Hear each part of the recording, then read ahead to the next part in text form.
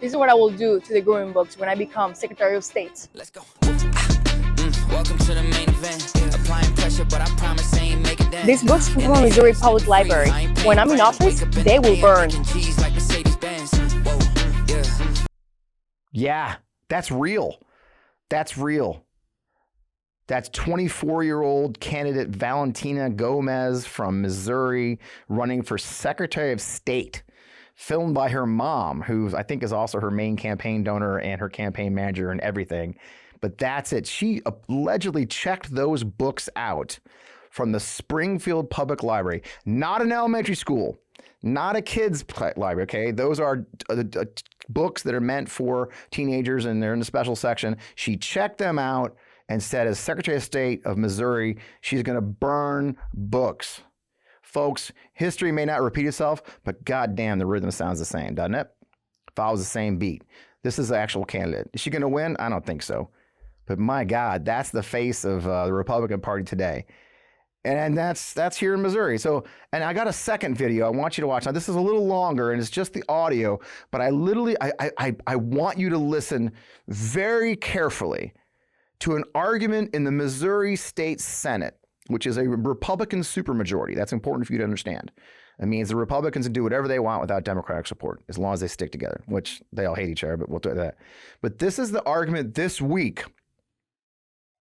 over an amendment to the state law that was passed a couple years ago that bans all abortions. Missouri was the first state in the country after the Dobbs decision to fully outlaw all forms of abortion with no exceptions.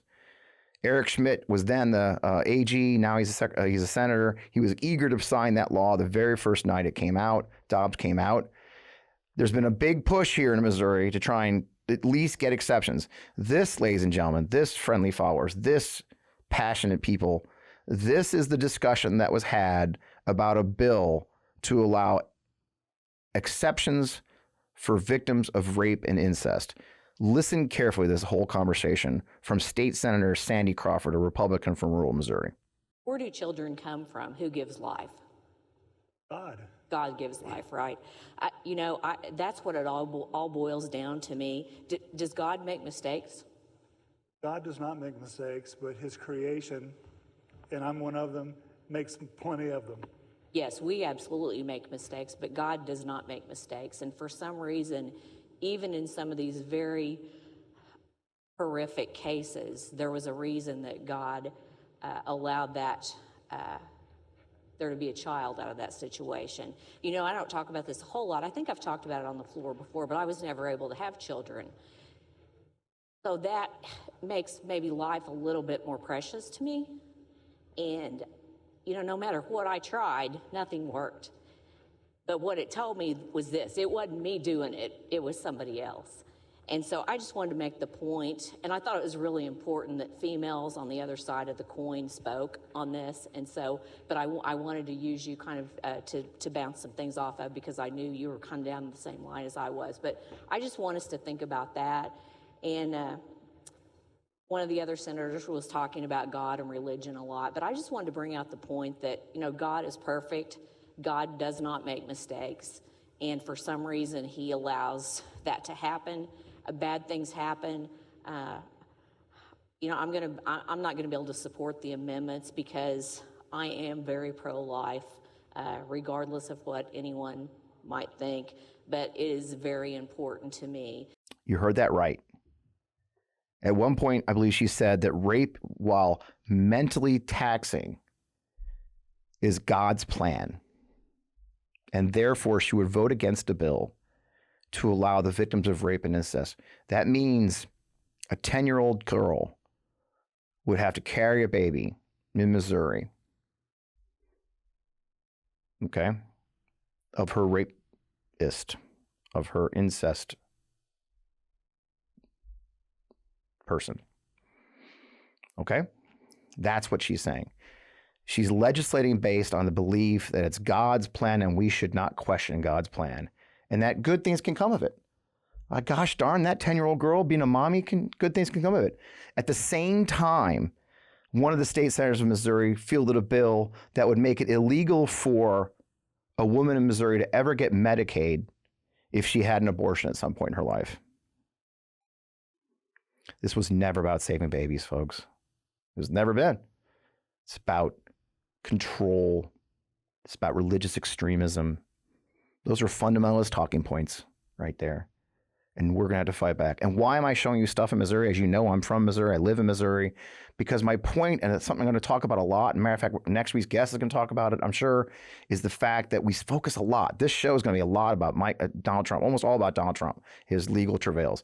But what I want you to understand, my friends, is not just Donald Trump, okay? The idea that Trump going away is going to make everything normal again. We have to understand that this is a fight for our country, and it goes all the way down to the streets of Missouri. It's not Donald Trump. He's who he is. We have to fight at your school board. You have to fight your city council. You have to fight for your obscure races like Secretary of State. Who even knows the Secretary of State does? I barely know. I'm a freaking political guy. Those are the people who want those jobs. And why do they want those jobs?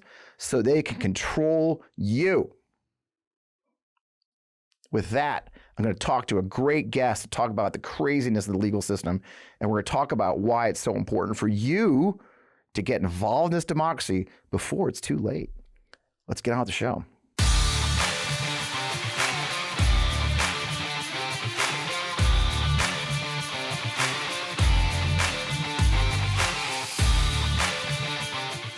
Oh, man. Welcome. Obviously, there's a lot to talk about. You know, every week I say it's been a crazy week, but holy crapoly, man. This week was especially nuts.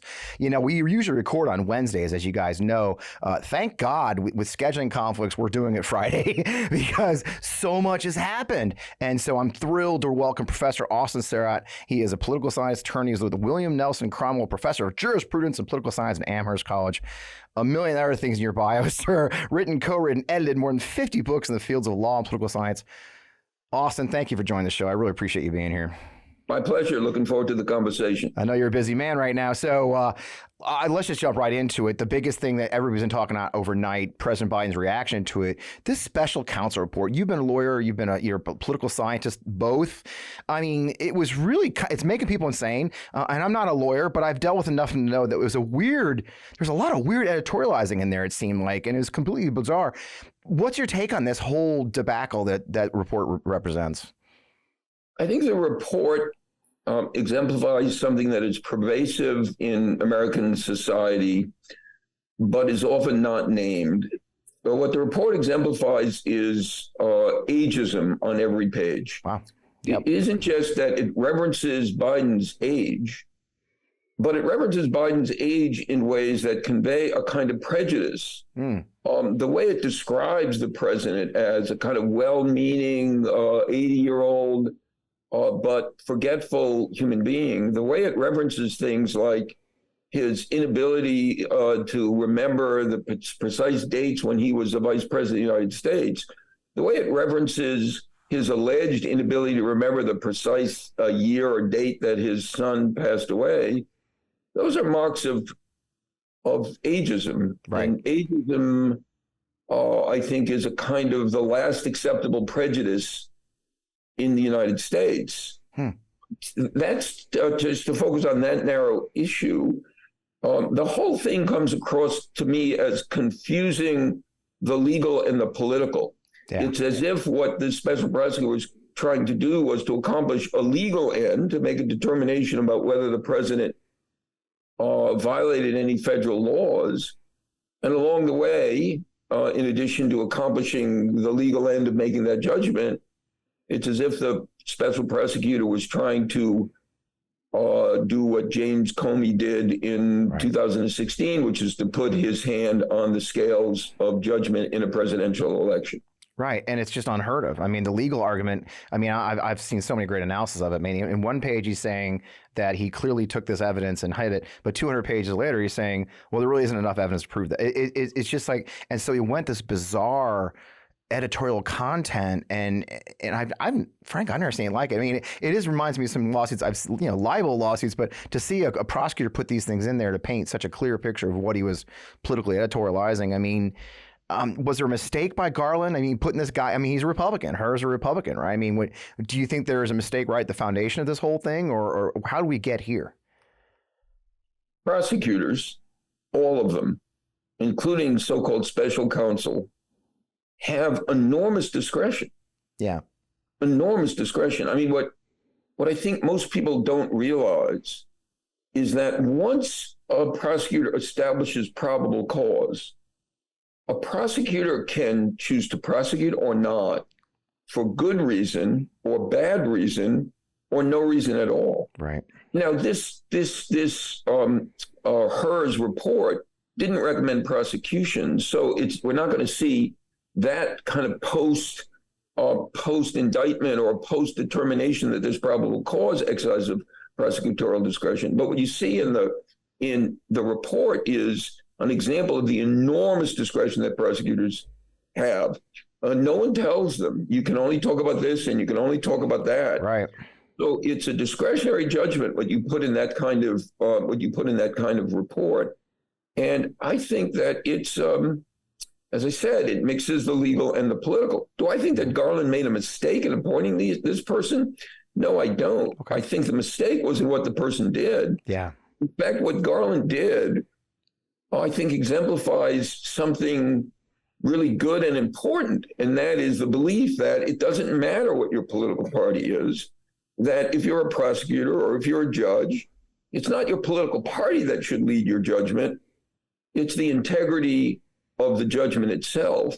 So the idea that Garland would appoint a Republican special counsel, there's nothing wrong with it. In fact, I think that's a sign of the health of the rule of law in the United States, even if this particular special prosecutor didn't exemplify the best that the rule of law holds out. But for a person like me, who's just a civilian, if you will, I've never been a lawyer. I've hardly even spent any time in court, thank God. I may be soon, but I haven't. And it feels like, and something I talk about a lot in my political work is there is a bygone era. We say this a lot about Mr. Biden and Ms. Pelosi and Chuck Schumer, is that they are people or older people, nothing else, of a different era of politics where there was congeniality, there was a professionalism, there was a recognition of professional standards. And I think Mr. Garland does that too in a lot of ways. But as a lot of us feel, especially I think younger, and you teach young kids, is they don't see it anymore. What they see is, like, for a guy like me as a pure political hack on the left, especially, I kind of saw this coming. Do you know what I mean? I mean, if you the right especially has used these opportunities for political gain, and that guy wrote. I just feel like the guy wrote that line, especially a couple of the lines. He knew they'd be clipped, and he knew they'd be used over and over by the right wing media. It feels like, in some ways, for a lot of us, a self-own. But do you see that in your work, that there has been a shift? There's a politicalization of a lot of things that should be non-political, should be professional, and this one seems like one of those times to a lot of us. I don't want to draw false equivalence because I have my political affiliation. Yeah. But I think the thing that you are describing comes not just from the right, it comes from the left as well. Yeah. A lot of progressive academics, of whom I would say I am one, spent a very long period of time saying, oh, there's no difference between law and politics. Mm-hmm. So what happens if we send the message out there that there's no difference between law and politics, that, oh, law is just a masquerade for a political agenda? Well, that may be descriptively accurate, but what it does is it invites people to enact what we just described. Yeah. So, look, Michelle Obama offered up formula. It's a very hard formula. I'm not sure it's a formula that needs to govern all of our political lives. Michelle Obama said, when they go low, we go high. Yeah. So to recognize that this was a bit of a political hit job, it might confirm our skepticism or our cynicism about the possibility of impartial, disinterested pursuit of the truth. But what's the choice? That we give into it and that we enact the very same thing on the other side? I think what we should do is we should criticize it, and we should point out its failings, and we should hold the standard of impartial, disinterested judgment as the standard of criticism that we use, and not just give in to the cynicism of, well, it's just another political hit job. I love it. I think it's a great perspective. And you've been doing it a long time, and you've seen the arc of these things probably even much more than I have professionally. But we did have a good example of how it can go right? I think if we go back to the D.C. Circuit of the Appeals Court ruling, which is being described by many smarter people than me as an airtight ruling on the immunity, the exceptional ruling argument, that almost kind of has what you just said, sir, is like it goes back to the proper prosecution of the law. Those were, one of those were Republican appointed, two were not. But right. They worked very hard. They took their time, which was frustrated a lot of political people, right? But that's a very good ruling, right? I kind of think it does make your point, doesn't it? That ruling was based on the law and very clear in its thing. Was that your take on that ruling as well? Yes, I thought it was a model of legal reasoning. I thought it was a model of careful analysis. I thought it was a model of taking the arguments presented, each one of them, and treating them thoroughly. Yeah. I thought it was a model of careful attention to the facts. I thought it was a model of the use of history to inform legal analysis. And as you pointed out, and I quite liked, two judges appointed by Democrats, one judge appointed by a Republican, and they issued this unusual form of legal opinion, the per curiam opinion for the court, because they wanted to send the message that this was not simply the expression of a judge. This was the expression of all of them together. And that was an amazing and important moment, I think. Yeah. And the claim, my own view, of course, the claim of absolute immunity has no basis in the American Constitution, has no basis in the history of the Republic. And I thought that decision was so good that it doesn't need further review. I hope the United States Supreme Court will refuse to hear if President Trump appeals.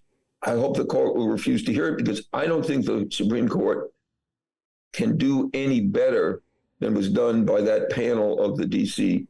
Circuit Court of Appeals. That's quite a statement, because we have been disappointed a lot, right? We have seen some, the Florida case is dragging on. We're seeing some, manipulation, it feels like, of the rules and the laws. But these three judges came out strong with an airtight case. And it kind of does play to what we've struggled with the Supreme Court of taking on these very political cases, which did happen this week again, right? The next case we talk about, of course, is the arguments yesterday in support of knocking Trump off the Colorado ballot. I actually had one of the plaintiff's lawyers here on the show not 2-3 weeks ago, Mario Nicolas, and that a lot of experts have listened into the arguments, and there was a lot. It sounded like there was a disappointment, but I think for our conversation, it felt like they were just trying to find a way to not have to do this, right? Like not take the position of kicking him off the ballot, which is they're looking for that safer space, leading us to say, with the D.C. Court of Appeals being such a strong case, it does give them the safety of saying not good enough, right? Do you think that was their goal, the court? I think it's a nightmare if you're a Supreme Court justice to be confronted with the question of, is the President of the United States, the former President of the United States, absolutely immune from criminal prosecution on one day, so to speak, and the next day, should the leading Republican contender and former President of the United States be disqualified from appearing on the presidential ballot? Right. As I said, I hope the Supreme Court will not take the immunity case. I hope it will just let it rest where it is. I hope that will enable the legal proceeding in Washington, D.C. against the former president to proceed, so that there can be a determination made in a court of law about whether his actions after the 2020 election violated federal law. With respect to the disqualification case, again, I kind of found it very intriguing, because it seemed to me that the judges were acting like judges. They were carefully attending to questions like, is the president included under officers of the United States? They were carefully attending to what would be the consequence of a ruling. I mean, Elena Kagan, hardly a conservative, asked a very telling question, which is, what would happen if any single state, by disqualifying a person from being on their ballot, could in essence, decide a presidential election. Right. If there was any disappointment for me in the oral argument, it was there was not sufficient attention to the question of whether or not former President Trump, quote, engaged in an insurrection. Yeah. But what they did focus on, they focused on in what I would describe as a kind of lawyer-like way, a judge-like way. It struck me that they were displaying a kind of craftsperson's approach to this. We need to figure out whether or not the president is an officer of the United States. We need to figure out whether or not there needs to be some prior determination that he engaged in an insurrection. Yeah. Before disqualification can proceed. Look, I don't want to seem naive about this, but I think we can walk and chew gum at the same time. We can call out the politicization. We can call out the use and misuse of legal process for political ends. We can call out the special counsel for the ageism of the report that he produced. At the same time, holding firm to standards that say, actually, it makes a difference if you're impartial. Actually, we believe that impartiality can be achieved and can be demonstrated. Actually, what we want judges to do is to pay attention to the law, not just to their political goals. So I think it's important to be simultaneously realistic, but also aspirational. Right. And actually, let's take a pause right there. That's a great place. So we have great sponsors this week. Let's pause just for our sponsor. Come right back. If you're like me, you understand the pain of finding out what to wear each day. I mean, most clothes I have are uncomfortable, never actually the size I really am, and not to mention how much time is wasted trying to find a good outfit. And when you do have a good fit, you can only wear it for a few hours. We have to change for an important meeting or dinner, find a new outfit. Now, everyone wants to dress well at all times because, simply put, it's a confidence booster, even for men like me. Men's closets were due for a radical overhaul and reinvention, and Rhone stepped up to the challenge. Rhone's commuter collection is the most comfortable, breathable, and flexible set of products known to man, and here's why. Rhone helps you get ready for any occasion with the commuter collection, which offers the world's most comfortable pants, dress shirts, quarter zips, and polos. You've never have to worry about what to wear when you have the Rhone commuter collection. With Gold Fusion anti-odor technology, you'll be smelling fresh and clean all day long, and on top of that, Rhone is 100% machine washable, so you can just ditch it all in the dry cleaner or ditch the dry cleaner completely, put it all in your own washing machine yourself. You know, I'm obsessed with the Rhone commuter collection. We're on the move a lot, whether it's I'm catching a flight or I'm going to a meeting or whatever. The Rhone commuter collection has never let me down so far. The commuter collection can get you through any workday and straight into whatever comes next. So here's what I want you to do. I want you to head to Rhone.com/Fred, use promo code Fred to save 20% off your entire order. That's 20% off your entire order when you head to RHONE.com/Fred and use code Fred. It's time for you to find your corner office of comfort. Check out our sponsor, Rhone. I hope you'll buy some outfits today. And we're back. So we left off with the aspirational idea of these court rulings being appropriate and holding them to it. How do we as American citizens, I mean, the courts are so unique, right? I mean, how can we hold their feet to the fire? Is there a way, and you've been doing this your whole life professionally and personally, how do we hold them accountable? How could our viewers, for example, is there a way for us to finally push them, or is it things like this, having these conversations? I want to, if you will, avoid the question the way you've asked it. And, perfectly okay. and focus on quote what we can do. Okay. So, many people in the United States are concerned about the fate of democracy and the fate of the rule of law. Yeah. Those concerns are absolutely appropriate.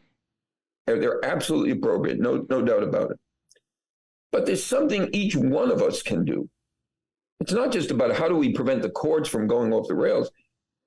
Here are some things that I think citizens can do in their daily lives. They can think democratically. Now I'm going to tell you what I mean by thinking democratically. They can practice democratic virtues. Here's what I think some of those democratic virtues are. For a democracy to survive, we have to be committed to the idea that each of us needs to tell the truth as we know it, but to tell it in a way that can be heard by somebody who doesn't already agree with us. Too much discourse in the United States is about telling the truth as we know it and pleasing other members of our team. Too little discourse tries to imagine, how can I say what I want to say in a way that could be comprehended, understood, and maybe taken on board by people who don't agree with me? To think democratically is to value listening as much as speaking. To think democratically is to be genuinely curious about the views of others with whom one doesn't agree. To think democratically is to be modest enough to imagine that our side might not win, and to be able to accept the results when we don't win.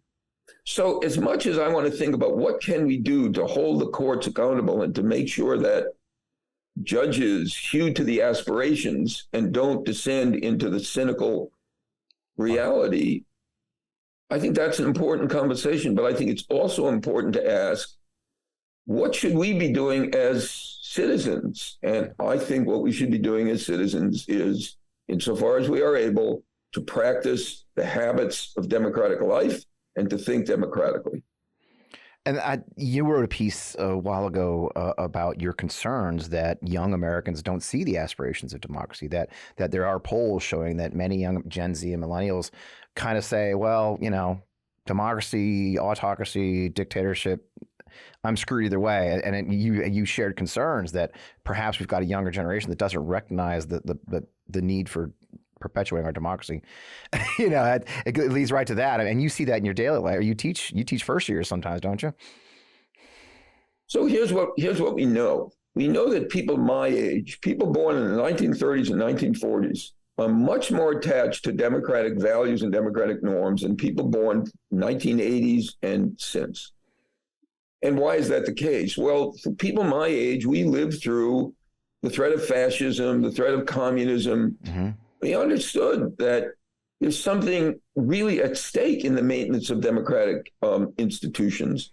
Younger people have, until recently, been able to take democratic institutions for granted. It was just the air that they breathed. We were a democracy. Of course, we were a democracy.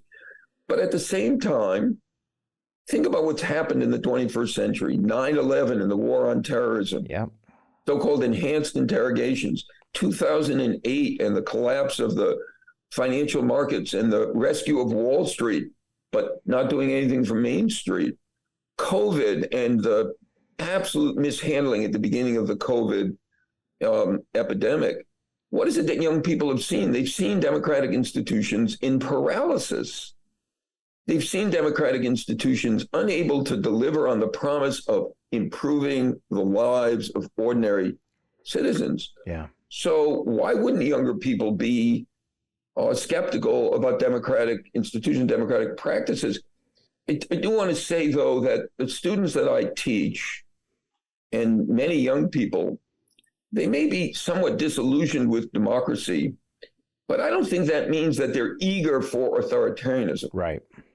I think would be a kind of false inference to say that, well, they're not as attached to democracy as we are, older people are, but that means they're eager for authoritarianism. I don't think they're eager for authoritarianism. I think what they're eager for is the revitalization of a form of government that would be inclusive, egalitarian, that would treat people with dignity, that would attend to real problems like problems of climate change and racial justice and gender justice. That's what I think younger people want. And I think their disillusionment with democracy ought to inspire us to give them some model of democracy, to give them some example of democracy that would be worth their loyalty. Yeah, and we don't see that. We saw that this week with the border bill defeat, right? A bill that had been demanded and negotiated and fought over comes out 270 pages, and before it's even issued, it's already been condemned, full of lies and something everybody said they wanted, and they threw it out. I can see a frustration growing across every merit, right? Well, I think it's this is an example of the paralysis which has affected and afflicted, I think, our national government. It's a miracle when legislation gets passed that reflects a kind of what the American people want. I mean, the American people want gun control. Well, we got some gun control, not a lot of gun control. Yeah. American people want reproductive rights. Well, we're in a battle for reproductive rights. So I think that's right. I think the thing that we goes back to the realism and aspiration. We have to acknowledge the reality of democratic dysfunction, but not give up on the aspiration of democratic life and democratic culture and thinking democratically. Yeah, and show it work. And what's the future of that? I mean, you did a piece recently how the proliferation of polls and the proliferation of discussing the horse race, right? That's what we talk about every week. Oh, he's up, he's down, they're up, they're down, you know. We're getting lost, right? I mean, there's so much of it now. While we all are kind of addicted to it, like a dopamine rush. Do you think that's part of what we're talking about, right? We're constantly being told what we're thinking, right? And it may not be accurate, right? I mean, I think that undermines a lot of what we're saying too, doesn't it? I agree with you. I confess, as I did in the piece, to being addicted to polls. The latest poll, I'm on it right away. So I'm not criticizing others. I'm saying about myself that too much attention is paid to the horse race. Too much attention is paid to, is Biden leading Trump? Is Trump leading Biden? What we ought to be paying attention to is mobilizing to advance causes that we believe in, voting, supporting candidates who we think are going to provide effective solutions to pressing problems. And each one of us needs to make sure that in November, we show up at the polls that count. We show up to vote. And that's what counts. That's far more important than, well, today Trump is up by 5 points or down by 5 points. That occupies far too much of our attention. Politics, especially American politics today, is not a spectator sport, and we can't afford to be spectators. And our democracy will not survive if people sit on the sidelines and entertain themselves, amuse themselves by reading today's or tomorrow's or the next day's poll results. Yeah, and that's where we have to motivate our fellow citizens. And it's something I say a lot is I joke on the show a lot that, you know, if a poll comes out or a story comes out that says, if the election was held today, I would say, okay, stop right there, because it's not, or tomorrow, right? It's not. The election's in November. And as we saw just this week, like if you look at just the last 24 hours, right, stuff changes fast in America. You know, I mean, we went from a pretty cool week to some monumental legal issues to this bizarre report where we had the President of the United States having to go and do a press conference where he's furious. I mean, I've seen Biden a lot. Okay, I met him when he was a senator. He visited me in Iraq when he was a senator. I've seen the man for, you're talking 20 years ago, you know, 2005. I mean, my God, I've seen Mr. Biden a lot. That was visceral anger from a man who tries to avoid visceral anger, right? And so it is easy to get lost in these day-to-day fights. But the larger fight is for the larger democracy, isn't it? The larger fight is to preserve American democracy. The larger fight is to acknowledge democracy's weaknesses and to address them. The larger fight is to make sure that we produce a democracy that is worthy of our loyalty. That's the ongoing work, and that's the important work that faces people in the United States today. And I'll maybe give you a bit of optimism. I love optimism. So here's the optimism. For my generation, it was fascism and communism that animated our devotion to democratic institutions. Yep. Maybe for the younger generation, they have been shaken out of their complacency by what's happened since 2016. Perversely, the phenomenon of the MAGA Republicans and the former president's attack on democracy might shake the younger generation out of their complacency. Yeah. So how's that for a bit of optimism? I like it. You know, I before you came on, I opened the show with a video of a woman who's running for Secretary of State here in Missouri with a flamethrower, burning books she checked out of the public library to show that she's going to burn books. I mean, history has a way of echoing, doesn't it? That we are up against a party and a movement that goes beyond Trump, by the way, that is echoing all here in the streets of Missouri, that is truly anti-democratic. Yeah, but again, I think we have, there are two dangers. One is to underestimate the threat of a kind of authoritarian push from elements of the Republican Party. The other danger is to assume that the problems that democracy faces are going to go away if we can only get them to straighten themselves out. Yeah. The problems that America faces today were there long before anybody was talking about Donald Trump. Yeah. So to the extent that people think that former President Trump is a threat to democracy, that may very well be, but the real threats to democracy are out there on Main Street. There are schools that don't work. There are healthcare that doesn't deliver. There are roads that you can't drive on. There are communities that don't have broadband. There's the inability of a generation to imagine that they can live better than their parents live. There's income inequality. Those are the issues that we have to get down to addressing if we're really going to deal with the problems that threaten American democracy. I could have said it better myself. And I couldn't. I'd just rather end there too. I mean, thank you so much, Professor Sarat. Your time is so valuable. I appreciate it. Thank you so much for having me on. I appreciate the conversation. All right, we'll see you again soon. We got more to talk about next time.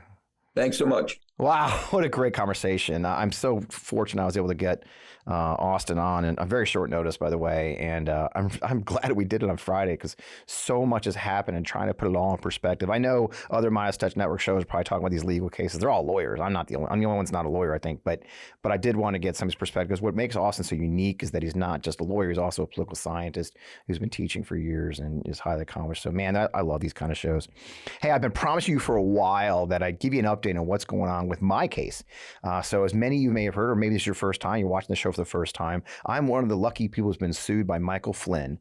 Failed former General Michael Flynn, former NSA, has been on a lawsuit spree, a libel spree, suing a number of people who they accuse of libeling him. I know of at least 4 or 5 cases, to be honest with you, that he has filed against people like Denver Riggleman for his book, a guy named Jim Stewartson for accusations about his involvement in the QAnon movement, my friend Rick Wilson for a couple of tweets.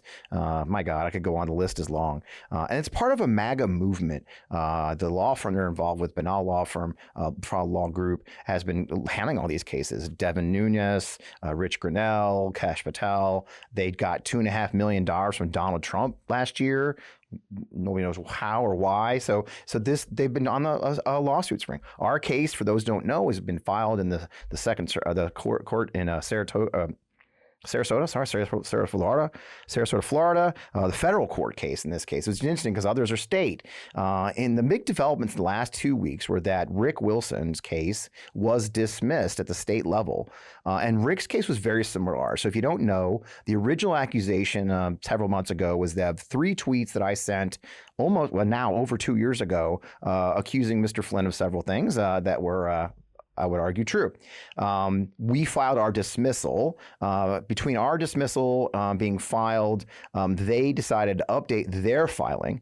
They dropped an updated filing where they actually updated the case to just a single tweet.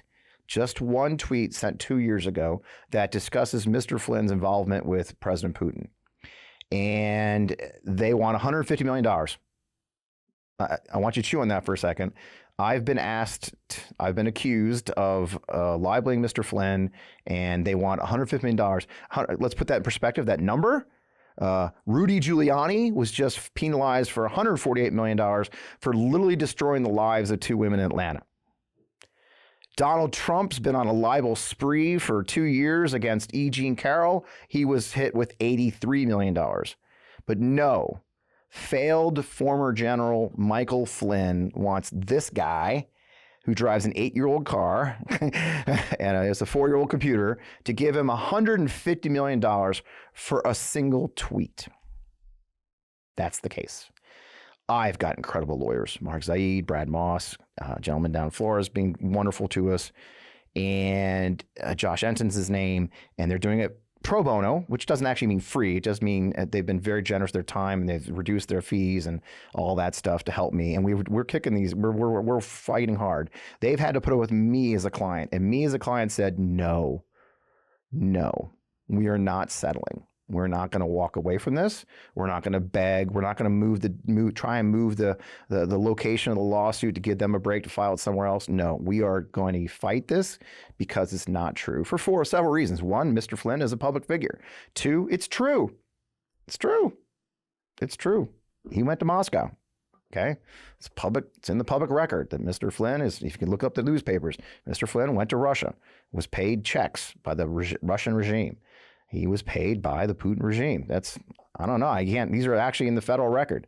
He went to court for it. He was convicted of crimes. He is a foreign agent of Turkey. He was convicted of a crime for that. These are facts, you know.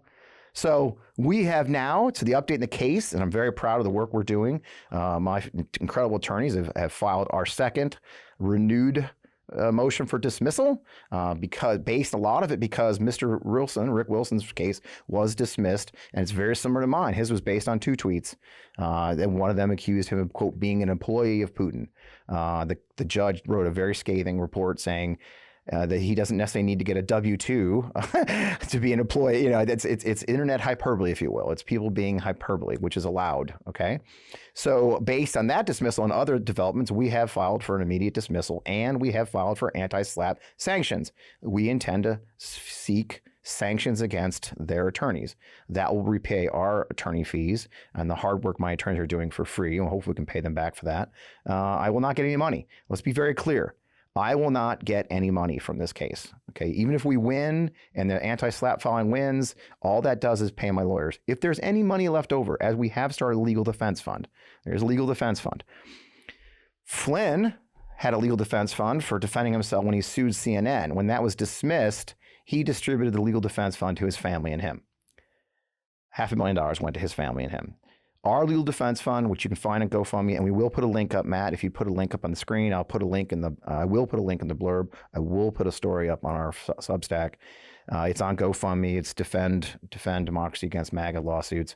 Our funds, if there's any left after the lawyers pay their fees and travel, I'm probably going to have to travel to Florida for a hearing on the SLAPP sanctions.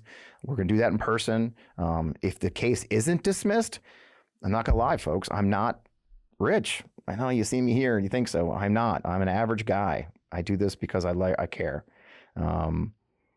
If it goes further, if we have to go to depositions, if we have to go to more, then the fact is that it'll cost a lot of money at that point. You know, flying in expert witnesses, it gets fast, it gets ugly, and that's their hope. Their hope is to drain our bank accounts. Their hope is that we'll give up. Their hope is that we'll settle. I will not.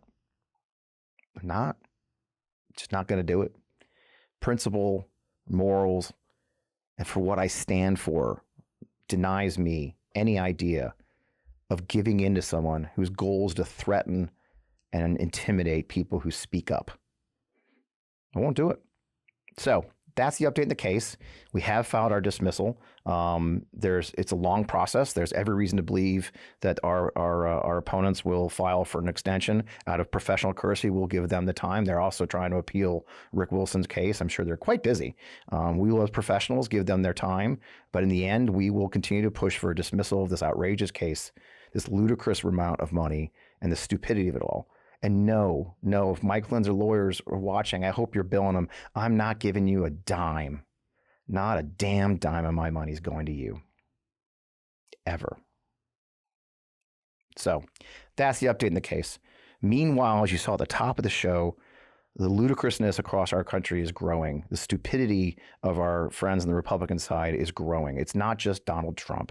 Okay. What you saw happen in Congress last week is a perfect example. They demanded a law. When the law came just what they wanted, they walked away from the agreement. You cannot trust the Republican Congress in any way, shape, or form. The only answer is to flip it, folks. The only answer is to take the House back, to grow our lead in the Senate, to keep the White House. There is no other answer. Just as our guest today said, you do your duty and vote. Get your friends to vote.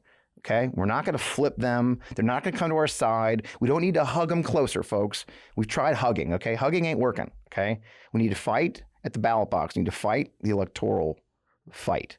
Okay, I'm very proud to be the national chairman of Forgotten Democrats, sort of a spokesman. I lead the effort. Our goal is our first cycle here. It's very simple. It's not any like these PACs. It's not like my old work at the Lincoln Project. You'll never see an ad from Forgotten Dems. You're going to see our website's not fancy. You're going to see our social media isn't fancy. There's no staff. It's about 3 of us total.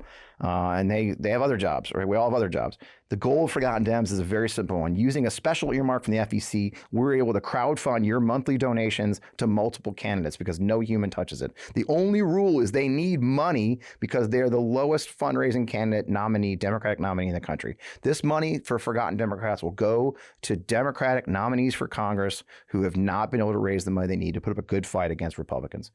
Last cycle, 23 Republicans ran unopposed, 126 ran with opponents that never raised even $200,000. If we do this right, we raise enough money and we can fight back. And it's simple. The money comes to our we don't touch it. No human touches it. There's no forms that a candidate will fill out. There's nothing a candidate has to request. We're not going to prove his policy chops. If they're the Democratic nominee in their district and they need money based on how much we have available each month as we go into the cycle, as it comes up further than this year, they will get a check for that amount, a certain amount. So, and it comes down to you guys. If you want your money to go to actual Democratic candidates who need the money, maybe not in your state, maybe elsewhere, Forgotten Democrats is a great place to do it. So you can see it's forgottendemocrats.org. An easy way to join our email list is 33777. You just text Fred to 33777 and you can get on our email list. But I just love you to give a small monthly donation. $25 will go a long way. A little bit of that money goes to me to help me talk to candidates, to coach candidates, to do the research, to find out where the races are that need help. Okay. So we need a little bit of overhead so we can actually find out where the money should go. But it's that simple, folks. There's no fancy overhead. There's no freaking TV commercials. Money that goes out and is distributed to candidates who need it. So that's the longest riff I've ever given you about Forgotten Dems and the longest I've ever done about my lawsuit. No, it's not very fun, but I appreciate all of you joining us here on the Midas Touch Network. I appreciate you following us and being part of this fight.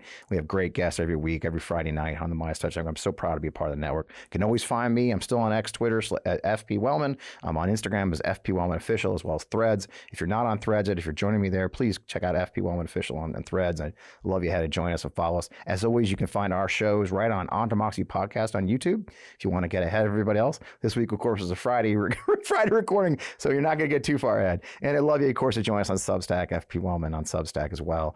That is growing beautifully, and we're doing some more stuff. We're doing a lot more writing lately because I have the urge to write about this crazy Congress. Having said all that, a lot of talk from me, which I try to avoid. Thank you for being a part of the Onondaga family. Thank you for being part of the Midas Touch Network. I just can't think enough of you guys. So let's get in the fight. We'll see you next week. You know, this may shock you, but I'm a bit of a fan of good quality bath and body products. So I'm excited to introduce you to Sugar and Spruce. It's a woman and family owned and operated small business. It's all about making your bath time routine feel like a treat. At Sugar and Spruce, they believe that indulgence and self-care can go hand in hand. That's why they craft their products with the philosophy of fun, all while keeping them oh so good for you. It's all about finding the perfect balance, like a foam party for your senses, without any harsh chemicals or nasty preservatives. And guess what?